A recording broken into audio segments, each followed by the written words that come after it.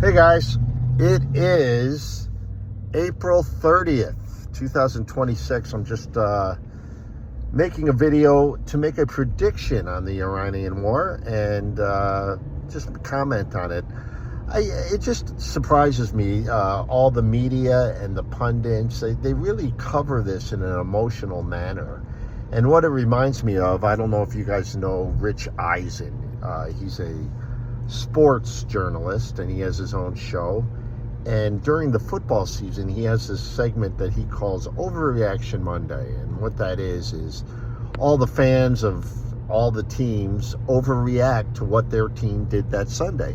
So if it went badly for them, you can hear them say, oh my God, we got to fire the coach, or we got to get rid of them, we got to bench the quarterback. Or if it went well for them, we're going all the way to the Super Bowl. There's no doubt we have a dynasty, and it's called Overreaction Monday. And I think there's a lot of armchair quarterbacks in relation to the Iranian war that we have our finger on the pulse minute by minute, what's happening.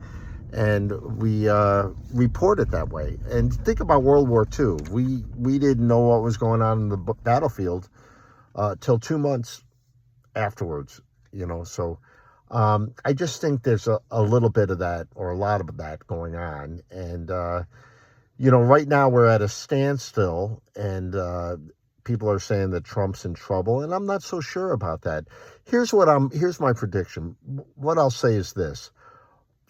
Since the beginning of this war, some people have accused Trump of being led to the war by Israel, and that it's really Israel's war, right? Because they have different motives, different agenda, different end game, and rightfully so, because Israel has more to lose. I mean, they've been getting missiles flung at them for the last 47 years, and Iran's mantra is death to Israel. I mean, they want Israel obliterated off the planet. And so having said that, that's true. The other thing they'll say is that Americans do not want boots on the ground. And I agree with that. We don't want any long-term war. And I don't think this is going to be a long-term war at all. But having said that, I don't know why we don't utilize this and use this to our advantage. And what I mean by that, and I think this is going to happen, having Israel be our boots on the ground if we need boots on the ground, and that we will bomb the shit out of them and give them air support. And I don't mean Israel going in there and occupying Iran. I'm talking about more operations that are like a SWAT team operation, kind of like the operation we did to rescue our downed pilot, and we went in there and we got out.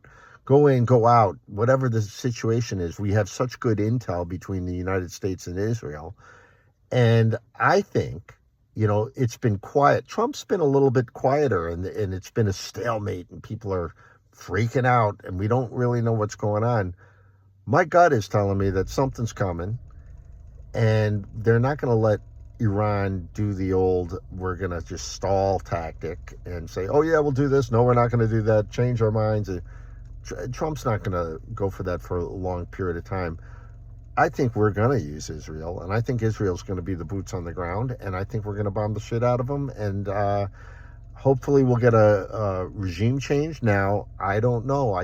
Again, people will wave their finger, rightfully so, that could be worse, and it could be. I don't know what's going to happen, but what we do know, what we have now is just, it's not sustainable.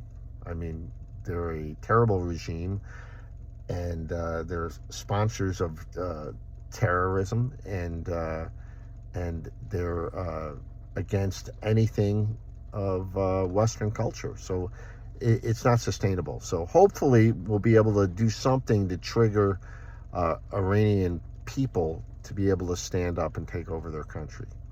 And that's my prediction.